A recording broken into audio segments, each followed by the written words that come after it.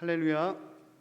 예, 오예배에 오신 여러분들을 주님의 이름으로 축복하고 환영합니다.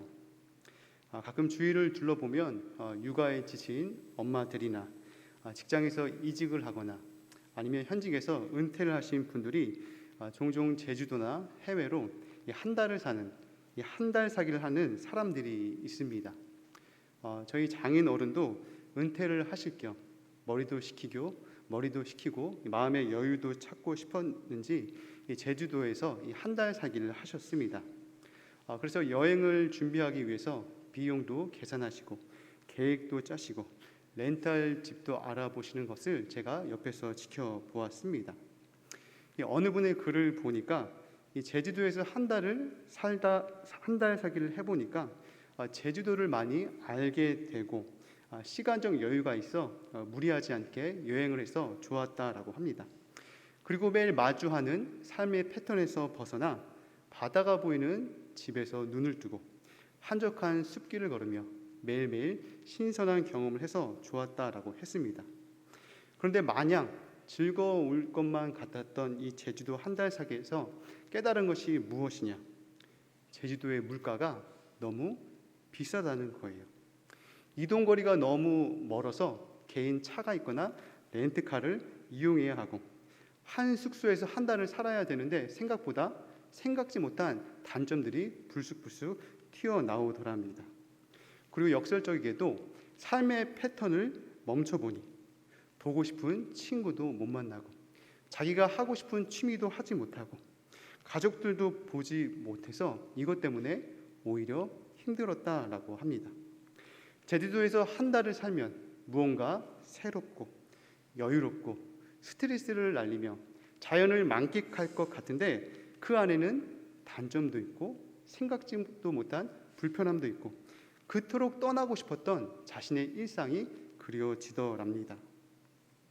오늘은 복음으로 살기라는 제목으로 데살로니가 교회에서 사도 바울과 그의 일행이 어떻게 복음을 전하고 어떻게 복음의 정신을 가지고 그들의 삶을 살아냈는지 함께 하나님의 말씀을 나누고자 합니다. 첫째는 복음으로 살 때 고난과 능력도 뒤따릅니다. 오늘 본문의 사도 바울은 이 데살로니가 교회를 향해 편지를 씁니다.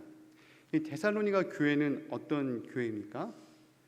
데살로니가 교회는 바울과 실라가 그들의 2차 선교 여행 때 새 안식일 동안 성경을 풀어 예수 그리스도의 십자가와 죽음을 증거했던 곳이었습니다.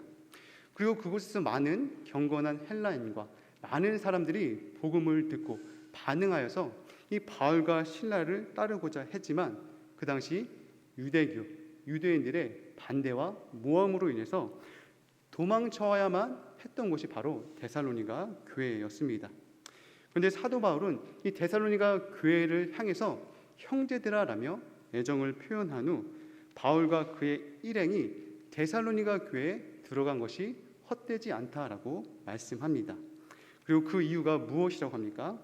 데살로니가전서 2장 1절 형제들아 우리가 너희 가운데 들어간 것이 헛되지 않은 줄을 너희가 친히 아나니 너희가 아는 바와 같이 우리가 먼저 빌립보에서 고난과 능욕을 당하였으나 우리 하나님을 힘입어 많은 싸움 중에 하나님의 복음을 너희에게 전하였노라. 바울과 그의 일행이 데살로니가 가운데 들어간 것이 헛되지 않는 이유가 무엇이라고 합니까? 데살로니가에 들어가기 직전에 이 빌립보에서의 당했던 고난과 능욕이 있었지만 하나님을 힘입어 많은 싸움 중에서 하나님의 복음을 증거했다라고 하는 것입니다. 우리 성도님들, 이 빌립보는 어떤 곳입니까? 사도행전 16장에 보니까 이 빌립보는 마게도냐 지방의 첫 성이라고 설명하고 있습니다. 원래 바울과 실라가 복음을 전하고자 했던 곳은 이 마게도냐가 아니었습니다. 이 소아시아라고 불리는 지금의 터키 지역을 이 바울과 그의 일행이 복음을 전하고 싶어 했습니다. 그런데 누가 막죠?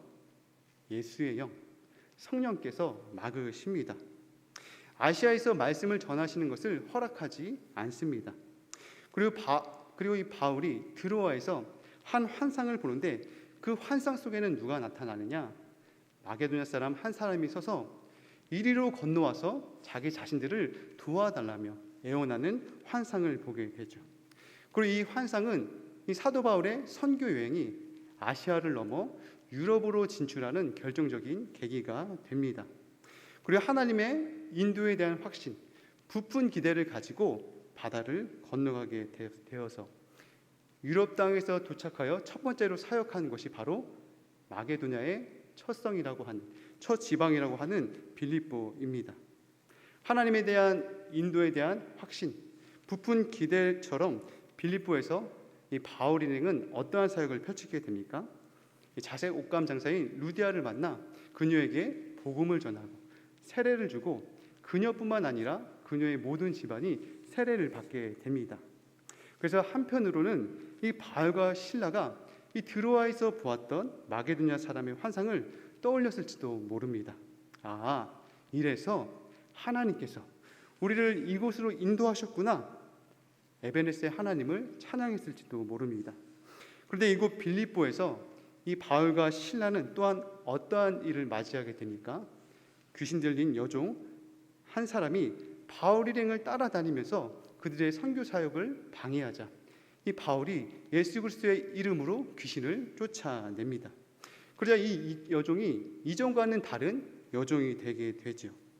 하지만 점치는 귀신 들린 여종을 통해서 경제적인 수익을 올렸던 주인이 바울 일행을 우리 성을 심히 요란하게 하며 우리가 받지도 행하지도 못할 풍속을 전한다 하여 이들을 고발하게 됩니다. 그래서 이 바울과 실라는 사람들에게 멱살을 잡히고 옥에 끌려가 매를 맞고 감옥에 처하는 신세가 됩니다. 건너와서 우리를 도우라라고 하는 마게도냐 사람의 환상을 보고 하나님의 인도에 대한 확신과 부푼 기대를 가지고 바다를 건넜지만 이들은 곧 감옥에 갇히는 신세가 됩니다. 복음을 전하고 세례를 주고 귀신을 쫓았지만 오히려 돌아오는 것은 매질이었습니다. 여기서 우리가 기억해야 할 것은 무엇입니까? 복음을 전하고 선한 사업을 하고 하나님의 일을 감당할 때라도 고난과 능욕을 당할 수 있다라고 하는 사실입니다. 사람들의 조롱과 천대도 어쩌면 우리가 각오해야 한다라고 하는 사실입니다. 이 어느 책의 책 제목을 보니까 쉬운 예수는 없다. 어떤 예수가 없대요? 쉬운 예수. 쉬운 예수가 없다라고 하는 것입니다. 쉬운 예수, 믿기 편한 예수, 들었다 놨다 내 마음대로 조종할 수 있는 예수는 없습니다. 예수님께서도 마가복음 13장 13절에 다음과 같이 말씀합니다. 또 너희가 내 이름으로 말미암아 모든 사람에게 미움을 받을 것이나 끝까지 견디는 자는 구원을 받으리라 라고 말씀합니다. 예수님께서는 예수님을 구주로 고백하고 예수님을 믿고 따르는 그의 제자들이 모든 사람에게 다 환대를 받는다라고 말씀하지 않습니다. 모든 사람에게 다 칭송을 받는다라고 말씀하지 않습니다. 이와는 반대로 너희가 내 이름으로 말미암아 모든 사람에게 미움을 받을 것이다. 조롱과 비난의 대상이 될 것이다. 박해를 받을 것이다 라고 말씀합니다. 이 오픈도어 선교회라는 선교 단체가 2017년 10월에 조사한 통계에 따르면 이 믿음을 이유로 살해를 당한 그리스도인이 2015년도에는 7,106명, 2016년도에는 1,207명, 2017년도에는 3,078명이라고 발표했습니다.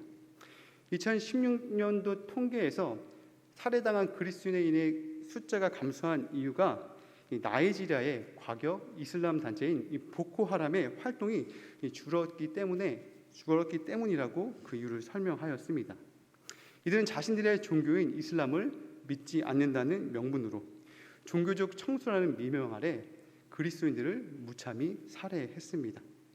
이처럼 복음을 전하고 선한 사업을 하고 하나님의 일을 감당할 때에도 이러한 고난과 능욕을 당한다는 사실입니다. 그럼 오늘 본문에서 눈여겨보아야 할 것이 무엇이냐? 바울과 실라가 이 빌립보에서 멱살을 잡히고 매를 맞고 옥에 갇히는 신세가 되었지만 하나님의 복음을 전하는 일을 포기하거나 하나님을 저버리지 않았다라고 하는 것이죠. 고난과 능욕을 당하였지만 오히려 많은 싸움 중에 하나님을 힘입어 하나님의 복음을 전하였다는 것입니다. 우리 그리스도인들이 때로는 이해하지 못하는, 때로는 감당하기 어려운 고난과 능욕을 당할 수 있지만 많은 싸움 중에서 하나님의 복음을 전하고 승리할 수 있는 비결은 무엇이냐? 그것은 바로 내 힘을 빼는 것입니다. 내 힘을 빼고 하나님을 힘입어야 한다는 것이죠. 내 힘, 내 고집, 내 욕심의 힘을 빼야 합니다. 인간적인 방법, 인간적인 계교, 인간적인 수단을 내려놓아야 합니다. 제가 예전에 저희 아이들과 수영장에 갔습니다. 아이들이 물속에서 물장구 치고 수영하는 것을 얼마나 좋아합니까? 그런데 저희 첫째가 자기가 배영을 한다고 들어 눕는 것이죠. 그런데 자기 딴에는 뭔가 해보겠다고 누워서 물장구 치고 팔을 휘저지만 팔을 휘젓고 힘을 주면 줄수록 어떠죠? 힘을 주면 줄수록 계속 물에 가라앉게 되어 있습니다. 어떻게 해야 합니까? 힘을 빼야죠. 들어 누워서 힘을 빼고 자신의 몸을 물에 맡길 때 물에 가라앉지 않고 물에서 뜰 수가 있습니다. 이 바울과 실라는 빌립보의 고난과 능욕 속에서 차디찬 감옥 속에서 무엇을 합니까? 사도행전 16장 23절 많이 친 후에 옥에 가두고 간수에게 명하여 든든히 지키라 하니 그가 이러한 명령을 받아 그들을 깊은 옥에 가두고 그 발을 착고에 든든히 채웠더니 한밤중에 바울과 실라가 기도하고 하나님을 찬송하며 죄수들이 듣더라. 때때로 우리에게 찾아오는 고난과 능욕 속에서 하나님의 복음을 전하고 승리할 수 있는 비결은 무엇이냐? 나의 힘을 빼고 하나님을 힘입는 것입니다. 인간적인 방법, 인간적인 계교, 인간적인 수단을 내려놓고 주님 앞에 무릎을 꿇는 것입니다. 이곳에 계신 저와 대강교회 성도님들이 때때로 찾아오는 고난과 능욕 속에서 나의 힘을 빼고 하나님을 힘입는 저와 여러분 되시기를 바랍니다. 고난과 능욕 속에서도 더욱더 기도하고 더욱더 찬송하시는 여러분 되시기를 주님의 이름으로 축복드립니다. 둘째는 사람의 기쁨이 아닌 하나님의 기쁨이 되어야 합니다. 우리는 오늘 본문을 통해서 이 바울과 실라가 그들의 선교 여행에 있어서 어떠한 자세를 가지고 어떻게 그들의 사역을 감당했는지를 볼 수 있습니다. 데살로니가전서 2장 3절 우리의 권면은 간사함이나 부정해서 난 것이 아니요 속임수로 하는 것도 아니라 오직 하나님께 옳게 여기심을 입어 복음을 위탁받았으니 우리가 이와 같이 말함은 사람을 기쁘게 하려 함이 아니요 오직 마음을 감찰하시는 하나님을 기쁘시게 하려 함이라. 너희도 알거니와 우리가 아무 때에도 아첨하는 말이나 탐심의 탈을 쓰지 아니하는 것을 하나님이 증언하시느니라. 또한 우리는 너희에게서든지 다른 이에게서든지 사람에게서는 영광을 구하지 아니하였노라. 위 목사님께서 2주간 이단 사입이 특강을 해주셔서 우리 성도님들도 잘 알고 계시겠지만 이단 사입이들의 특징이 무엇입니까? 이단 사입이들의 특징이 나 이단이야, 나 사입이야 라고 그렇게 써붙이고 다니지 않습니다. 악마의 뿔을 하고 삼지창을 들고 흉측하게 접근하지 않습니다. 고린도후서 11장에 보니까 사탄도 자기를 어떻게 가장한다고 합니까? 광명의 천사로 과장한다고 합니다. 예수님도 거짓 선지자를 삼가라고 하면서 그들이 어떻다고 하는 것이죠? 양의 옷을 입고 너희 가운데 나오나 그 속에는 무엇이라고 합니까? 그 속에는 노략질하는 일이라라고 말씀합니다. 광명의 천사로 가장한 사탄이나 양의 옷을 입은 거짓 선지자나 이들의 공통점은 자기 자신의 정체를 감쪽같이 숨깁니다. 그리고 간교하고 교묘하게도 사람의 마음을 살 줄 압니다. 그래서 자신의 간까지도 남에게 떼어줄 만큼 내 사람, 내 편을 만들기에 탁월합니다. 가끔 신천지나 이단에 빠진 사람들의 말을 들어보면 어떻습니까? 그들이 한결같이 하는 말이 그곳 사람들이 너무 잘해준다는 거예요. 너무 따뜻하다는 것이죠. 이런 곳이 없다고 합니다. 그러나 그것은 그들의 내부 사정을 잘 모르는 사람들의 순진한 말입니다. 그 깊숙한 내부를 들여보면 교주를 정점으로 한 피라미드형의 철저한 율법주의적 상벌 시스템으로 운영되어 있고 모든 권력과 부가 교주 혹은 교주 측근에 집중되어 있습니다. 우연을 가장한 맞춤식 포교법으로 거짓말을 밥 먹듯이 하며 순진무구한 영혼들을 사냥합니다. 그리고 친절한 척, 다 포용해 주는 척, 자신의 모든 것을 다 주는 척 하지만 감시하고 가정을 깨트리고 한 사람의 젊은 미래와 영혼을 파괴시킵니다. 그리고 이 젊은 영혼들을 자신의 교세 확장을 위한 미천으로 쓰게 됩니다. 제가 얼마 전에 어느 시장에서 딸기팩 2개를 샀습니다. 시장을 지나가다가 딸기팩 2개가 5,000원이라고 하는 말에 많은 사람들이 그 딸기팩을 사갔습니다. 그래서 저도 집안에 있는 저희 아이들이 생각나서 이 딸기를 샀죠. 딸기팩을 열어보니까 위칸은 그래도 먹음직하고 그래도 괜찮게 생겼습니다. 근데 아래층의 딸기는 어떻습니까? 아래층의 딸기는 모양새도 그렇고 크기도 그렇고 상태도 별로 좋지 않았습니다. 그래서 제가 속으로 생각했습니다. 속았다. 이단 사이비가 어떻다고요? 눈에 보이는 위칸만 괜찮게 먹을만하게 보이지만 그 안에, 그 속내, 그 이면에는 거짓과 탐욕이 가득하고 기독교의 진리를 거부하고 교회를 깨뜨리고 분열시키는 악한 영에 사로잡혀 있습니다. 미국의 한 상점의 주인은 직원들에게 절대로 진실만을 말할 것을 강조했습니다. 그래서 이 상점의 직원들은 손님들에게 단점을 가리거나 장점을 부풀릴 수가 없었습니다. 어떤 물건에 대해서 손님이 질문을 하면 직원들은 항상 정직하게 대답을 해 주었습니다. 그런데 한 직원이 신상품에 대한 자기 실적에 대한 욕심으로 인해서 신상품에 관심을 보이는 고객에게 장점을 크게 부각해서 말했습니다. 때마침 이 모습을 지켜본 사장님은 급히 달려와 손님에게 말했습니다. 죄송합니다. 그 말은 사실이 아닙니다. 이 물건이 괜찮긴 하지만 이 가격으로 더 좋은 물건을 살 수 있습니다. 딱히 급한 일이 아니시라면 그 경쟁사의 제품이 나올 테니 그 물건을 보고 구입을 결정하는 것이 좋을 것입니다라고 그렇게 말을 했습니다. 일반적인 상식으로는 이해가 되지 않는 영업 방침이지만 이 상점은 곧 미국에서 가장 큰 상점으로 성장했고 훗날 미국의 최초의 백화점이 된 이 마블 펠릭스가 세운 알렉산더 스튜어트의 이야기라고 합니다. 이 사도 바울은 이 데살로니가 교회를 향해서 그의 권면이 어떠하다라고 합니까? 우리의 권면은 간삼이나 부정이나 속임수로 하는 것이 아니다라고 말씀합니다.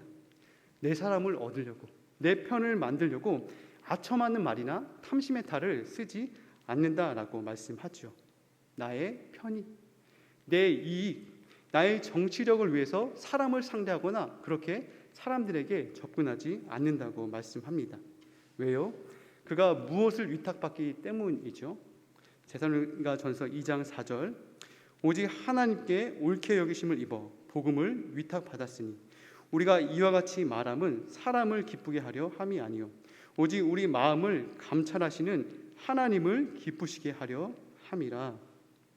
사도 바울은 자기 자신이 하나님의 복음을 위탁받은 자로서 사람을 기쁘게 하는 것이 아니라 하나님을 기쁘시게 하기 때문이라고 고백합니다.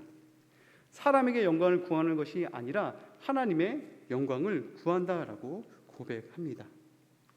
우리의 수고, 헌신, 중심이 어디를 향해야 하느냐? 하나님을 향해야 합니다.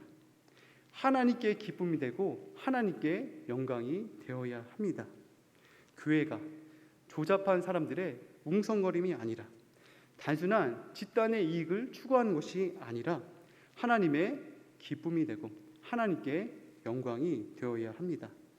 저와 이곳에 계신 대강교회 성도님들의 수고와 헌신 그리고 그 중심이 늘 하나님을 향하기를 바랍니다. 교회에 덕을 세우고 삶의 자리에서 하나님의 기쁨과 하나님의 영광을 드러내시는 저와 우리 성도님들 되시기를 축복드립니다. 셋째는 복음의 정신이 삶으로 이어져야 합니다.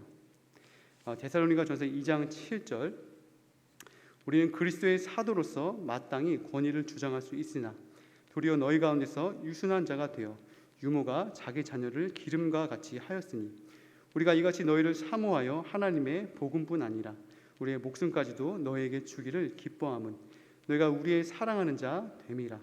형제들아 우리의 수고와 애쓴 것을 너희가 기억하리니 너희 아무에게도 폐를 끼치지 아니하려고 밤낮으로 일하면서 너희에게 하나님의 복음을 전하였노라. 이 사도 바울은 그가 그리스도의 사도로서 권위를 주장할 수 있으나 오히려 어떠한 자가 되었다고 합니까? 유순한 자가 되었다고 합니다. 유순한 자가 되어 유모가 자기 자녀를 기름같이 데살로니가 성도들을 그렇게 길렀다라고 말씀합니다. 또한 데살로니가 교회 성도들을 너무 사모한 나머지 어떻게 했다라고 하죠? 하나님의 복음뿐만 아니라 자신의 목숨까지도 주기를 기뻐했다라고 말씀합니다. 제가 얼마 전에 저희 교구 어느 집사님과 통화를 했습니다. 약 오전 11시 정도였는데요. 이 집사님께서 셋째를 출산한 지 3, 4개월 정도밖에 안 되신 분이었습니다. 그런데 제가 목소리를 들어보니까 너무 목소리에 힘이 없으신 거예요. 너무 힘들고 지친 기색이 역력했습니다. 그래서 제가 물어봤습니다. 집사님, 아기는 잘 크죠? 라고 물었더니 이 집사님께서 지금 아기를 안고 있어요 라고 대답하셨습니다. 보통 아기를 낳으면 어떻습니까? 아기가 밤에 자고 낮에 활동하고 그렇지 않지요. 낮에도 배고프다고 울고 응아싸다고 울고 시도 때도 없이 울죠. 밤에도 2, 3번 깨는 것은 기본이고 3번, 4번, 5번 깨기도 합니다. 그런데 이런 아기들을 누가 돌봐줍니까? 엄마가 돌봐줍니다. 이상하게도 아빠 귀에는 이 아기의 그 울음소리가 잘 안 들려요. 그리고 들려도 이상하게 잘 안 일어나줘요. 그런데 엄마들은 이 아기 울음소리에 본능적으로 일어납니다. 반사적으로 달려가죠. 이 데살로니가 교회를 향해서 사도 바울이 어떻다고요? 자신이 그리스도의 사도로서 마땅히 권위를 내세울 수 있었다고 합니다. 내가 사도야. 내가 부활의 주님을 만났지. 내가 옛날에 가말리엘 문화에서 엘리트 코스도 받고 유대교에서 한가닥 해지라며 자신의 목에 힘을 주지 않았다는 거죠. 자신의 권위를 주장하지 않았다라고 하는 것입니다. 오히려 유순한 자가 되어 유모가 자기 자녀를 기름같이 하나님의 복음뿐만 아니라 자신의 목숨까지도 주기를 기뻐했다라고 고백합니다. 또한 사도 바울이 그들 가운데 어떻게 행했다고 합니까? 아무에게도 폐를 끼치지 아니하고 수고하고 애를 쓰며 밤낮 일을 하면서 하나님의 복음을 전했다라고 말씀합니다. 그래서 사도 바울이 어떻게 그들 가운데 옳고 거룩하고 정결하게 살았는지 데살로니가 교회 너희들이 증인이다. 그리고 하나님도 그러하시다라고 말씀합니다.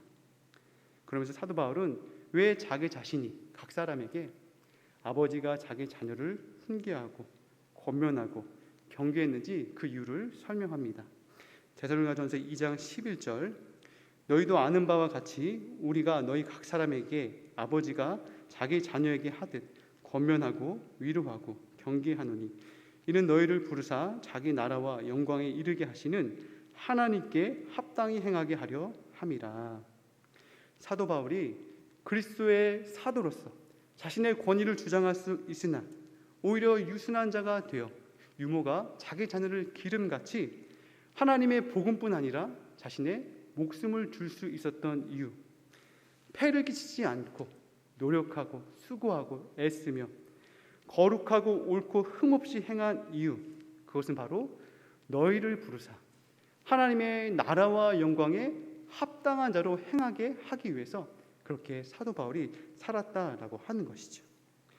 자신의 권위만을 주장하지 않고 복음이라는 말뿐으로 그치지 않고 수고하고 애쓴 이유는 사도 바울이 그가 가지고 있던 복음의 기쁜 소식을 삶으로 살아내고자 했기 때문입니다.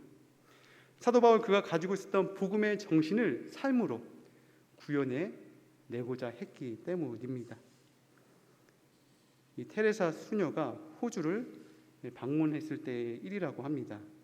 그곳에서 어느 청년이 이 테레사 수녀의 호주 일정 동안 수행원 역할을 지원했습니다. 존경하는 테레사 수녀 곁에 있게 되면 많은 것을 보고 배울 것이라고 생각을 했습니다.